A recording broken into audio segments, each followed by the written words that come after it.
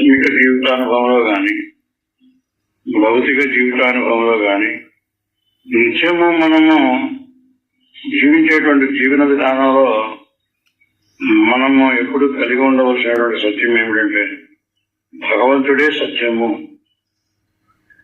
భగవంతుడే సత్యము అనేటువంటి దృక్పథంతో తదితరం అంతా కూడా సత్యముగా అనిపించినా, అవసరమని అనిపించినా అవి సత్యము కాదు, అవసరము కాదు.